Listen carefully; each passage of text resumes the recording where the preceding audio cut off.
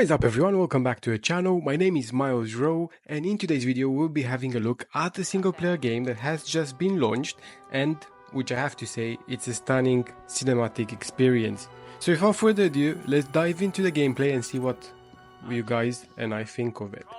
Now, before you go any further, I just want to make you aware that this video contains spoilers of the game, so if you do not want to see any of those and you would like to play the game yourself, I would suggest you stop right here and just carry on with the game and then come back.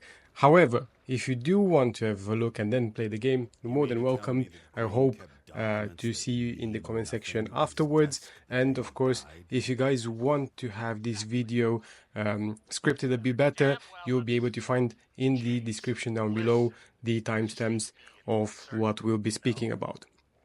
Now, I also want to start this video by suggesting that I'm a big FPS game fan.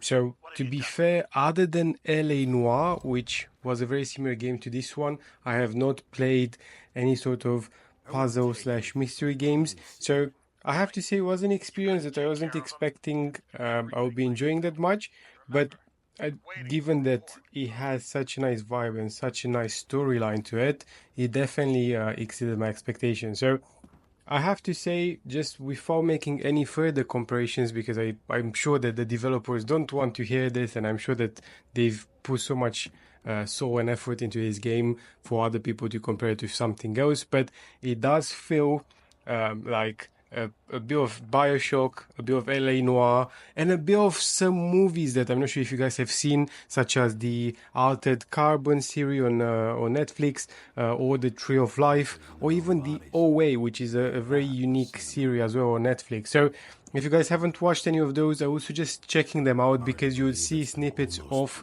what this game is like in those movies.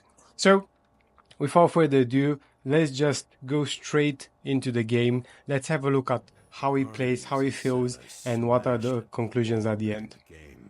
Again, as I said guys, please let's not take away the fact that it's an original game which has amazing features and which throughout will keep you on your toes.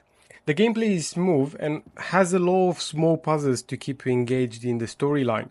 The control of the character is straightforward and easy to understand. It's not complicated, which is great, because I think sometimes in some of these puzzle games, as far as I saw on other videos or other streamers, they can get a bit, complicated. But in this particular gameplay, we are seeing a bit of the environment, a bit of the puzzles that you guys have to do, or just general items that you can pick up and interact with, which I think alongside the scenery just kind of combines a really big system where you guys can find all sorts of clues. The storyline is actually engaging. So you play as a detective. His name is James, and he used to be a baseball player, which you would learn more about while playing the game.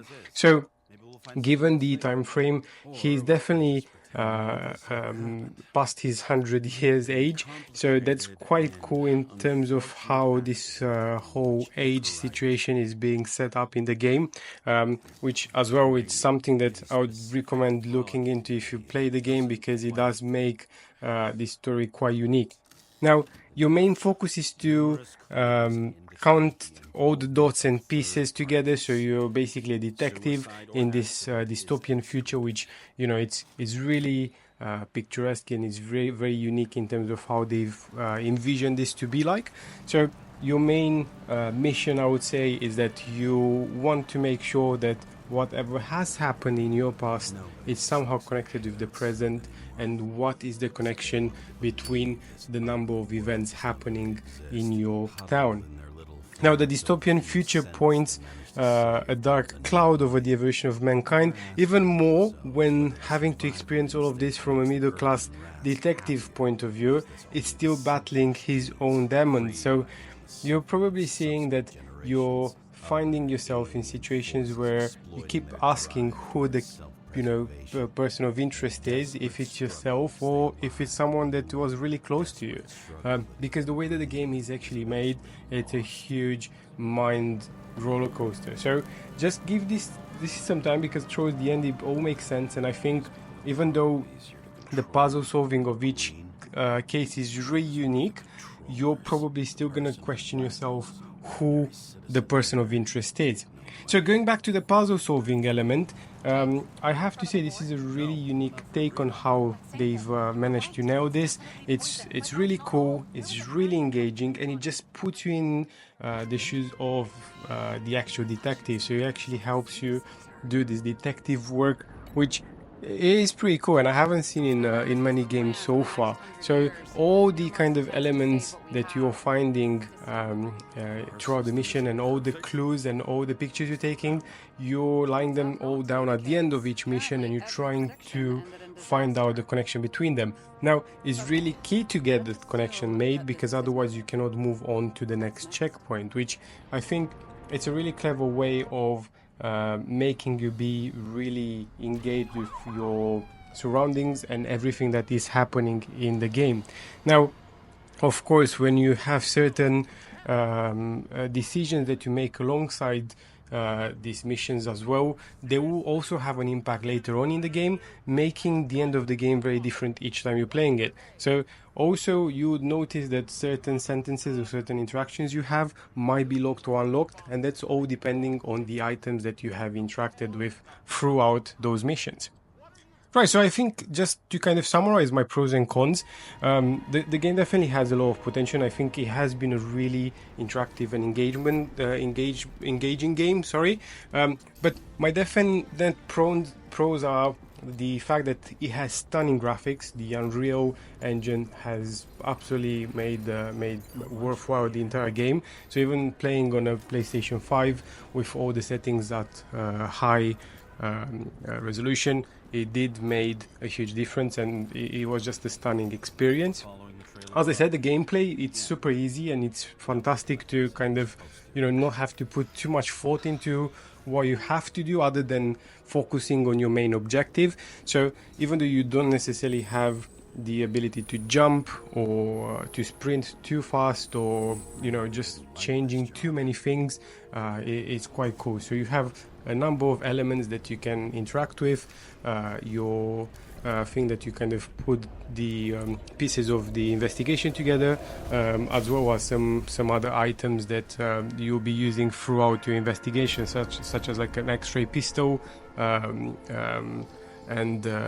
another detective sort of item. So having just those things to interact with, I think is quite good, and it's quite cool as well, because you don't have to do too much, which it sounds weird, but in the same time it works with the rest of the game. So it just makes the entire gameplay setup quite enjoyable.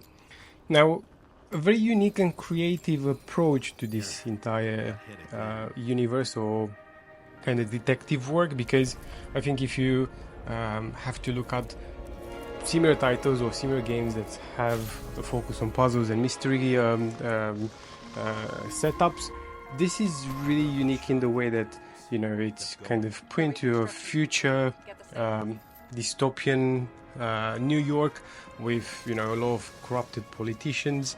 It also has a hint on what impact this has on your regular people, and just kind of what people end up doing just to get by with their days, which is which is really concerning, and it's definitely something that makes you think a bit more about how technology kind of will advance.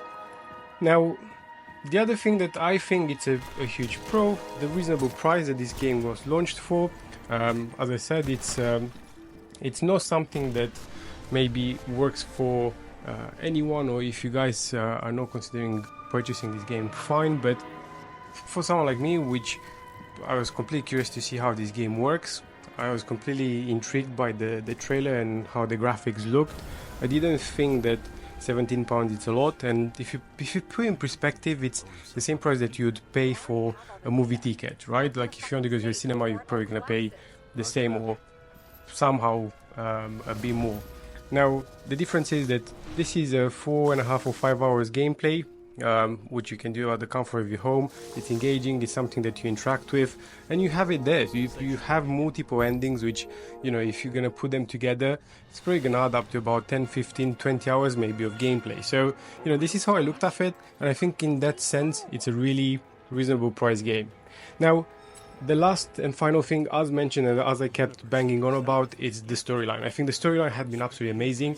A bit short in my opinion, but I think he had a lot of things happening, and even though you kind of get to the end of it, you're still digesting everything that has happened. So, you know, it's an amazing storyline, and it's definitely kind of put well together, as I said, with the graphics and the Unreal Engine really pushes this into, you know, the boundaries of what the developers probably had wanted to create. Now, in terms of cons, we don't really have that many, but they are quite detailed, I think.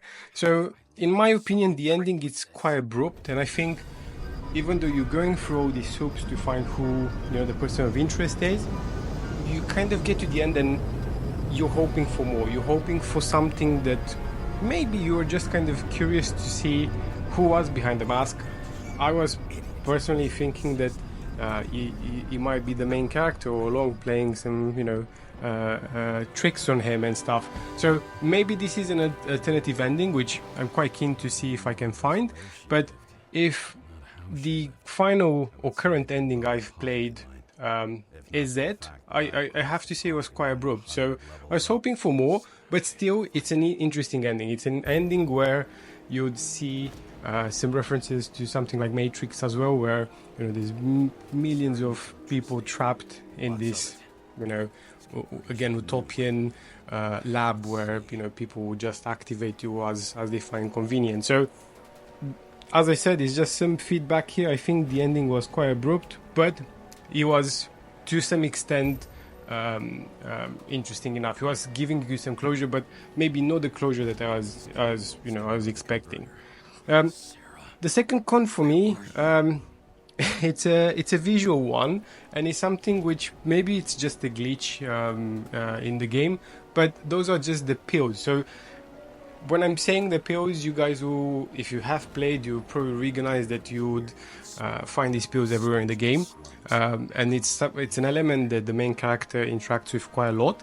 But one of the things that did kind of grinded my gears throughout the game is the fact that every time when you collect the pills, nothing will come out towards the end of the recipient. Or if you'd have picked up the actual pills recipient, you couldn't see them moving around, which is not necessarily an issue with the graphic engine, I think, because if you'd have collected Scotch bottle, for example, you'd see the liquid moving in and out, which was fine. But it was just particular for the pills, which it's a weird one, but as I said, it just grinded my gears because I thought, this is something which is so in front of you all the time you interact with. I think it could have been maybe just detailed a bit better. And, you know, the final thing that I wanted to kind of pull out as my cons is just the element of the action behind your interactions. I think it's great that it's obviously a puzzle / murder mystery detective work sort of setup. It just points out that you have a 9mm pistol, that it's with you pretty much all the time. I would have wanted to see a bit more action, maybe because I'm a fan of FPS games, but I do think he had the room for it. I think it would have been amazing if you'd have had at the end of each mission someone that you would kind of, you know, have a bit of a shootout with. That would have been really cool. But I have to say, because you don't have that, you don't have the element of, you know, dying mid-mission and having to start things again. So I think there's a pro and a con against that within the the prawn itself, but, you know, it's just my view, and I think it would have been a nice to have thing.